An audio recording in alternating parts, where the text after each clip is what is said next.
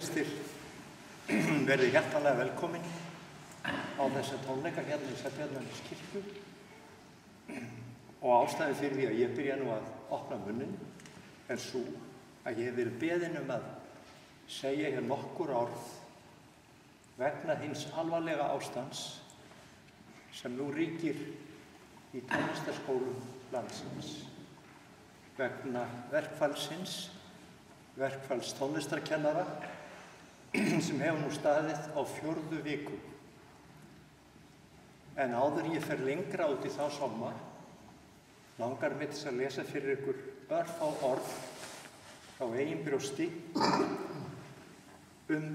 tónlistina.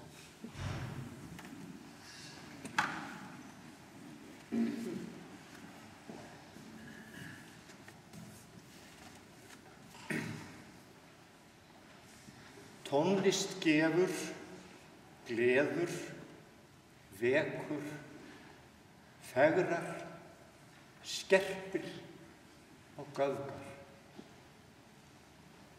Hún opnar hólf í hjarta sem enginn vissi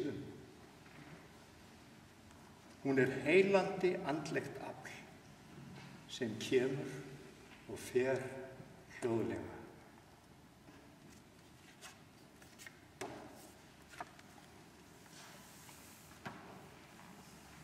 Ég vona að þið getið skrifað undir flesta þessu sem stendur þarna vegna þess að við vitum hvað máttur tónlistar er gífurlega mikill. Það sem tónlistarkennarar fara fram á er það að komast í sama launaflokk og grunnskólakennarar og leikskólakennarar. Og munurinn á þessum er 22%. Þetta eru tónlistarkennarar 22% undir þessum góðu kennurum sem eru sannarlega fullsæmd af þessum launum en þarna finnst mér munurinn alltaf því óhugnanlega mikill. Þetta er ein ástæðan en hinn þar er reyndar 2 aðrar ástæður. Sveitarfélögin sem er verið að semja við, þau hafa gefið það í skyn að þau vilji fara að ráða hvernig tónlistarskólarnir ráðstafa sínum tíma. Og mér finnst það náttúrulega mjög alvarlegt mál því að tónlistarskólarnir hafa fengið ákveðin kvóta, ákveðna peningaupphæð sem þeir ráðstafa eftir bestu getu og auðvitað verðum við að treysta því að fagfólkið sjálft, það er að segja tónlistarkennarar og skólastjórar, viti best hvernig þessum tíma og fjármunum er eytt.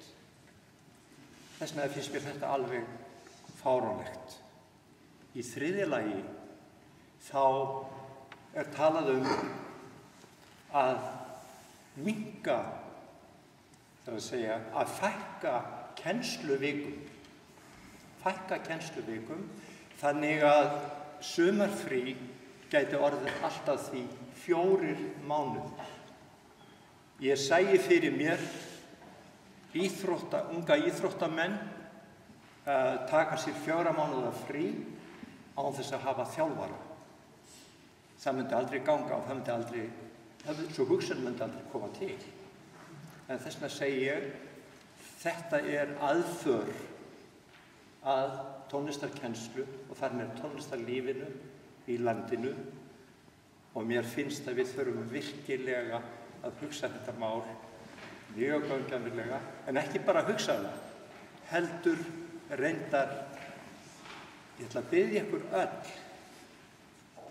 að gefa frá ykkur hljóð, það er að segja að skrifa annaðhvort grein eða skrifa á Facebook eða á annan hátt koma ykkar meiningu til skila til stjórnvalda því ég veit að allir sem sitja hérna inni elska tónlistina, hvort sem þeir eru flytjendur eða hlustendur. Þá er ég með nokkrar spurningar sem ég ætla að reyna að svara sjálfur. Og þær eru á þessa leið. Hvers vegna er tónlistarlífið á Íslandi svona ótrúlega blómlegt? Það er jafnvel svo blómlegt að það vekur mikla athygli erlendis og fólk klórar sér í höfðinu og segir: heyrðu, hvað er að gerast þarna upp á Íslandi? Allir þessi tónlistarmenn sem streyma út heiminn. Er þetta náttúran? Er þetta sólin? Er það myrkurinn? Eða er þetta loftið? Hvað er það sem gerir þetta? Ég skal svara þessu strax. Það er tvennt.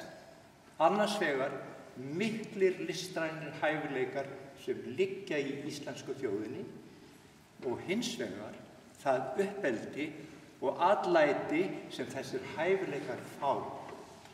Sem sagt, það er fyrst og fremst öllum þessum dásamlegu kennurum, tónlistarkennurum á Íslandi að þakka að við getum státað af jafn stórkostlegu tónlistarlífi eins og við getum gert. Tónlistarmenn hafa jafnvel öðlast ekki bara alheims, þeirra öðlast mikla fræð erlendis, jafnvel alheims fræð.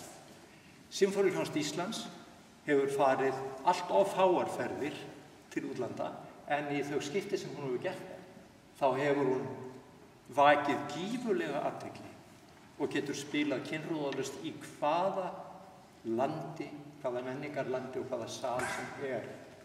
Þetta er afrek, vegna þess að okkar saga er mjög stutt, okkar tónlistarsaga er mjög stutt og þetta er svo gleðilegt. En svo ég endi á börnunum okkar sem eru jú framtíð þessa lands, þá vildi ég segja þetta: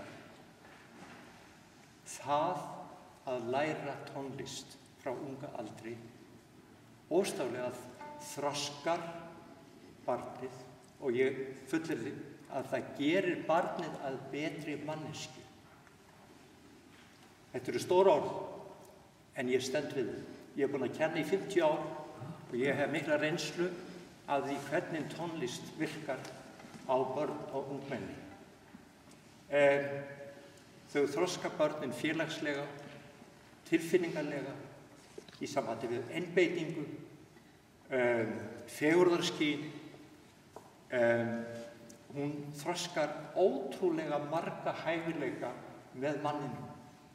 Ég efast að nokkur önnur listgrein þroski eins margvíslega hæfileika með börnum eins og tónlist.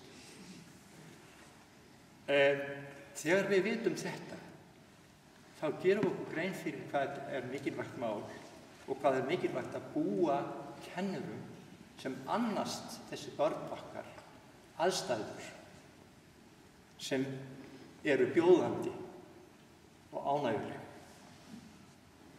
Ég ætla nú ekki að hafa þessa ræðu allt og langa, því þið komið ekki hérna til að hlusta á ræðuhöld, þetta er tónlist, en mig langaði til að koma þessum skilaboðum til ykkar vegna þess að ég veit að þetta liggur mjög mörgum á hjarta.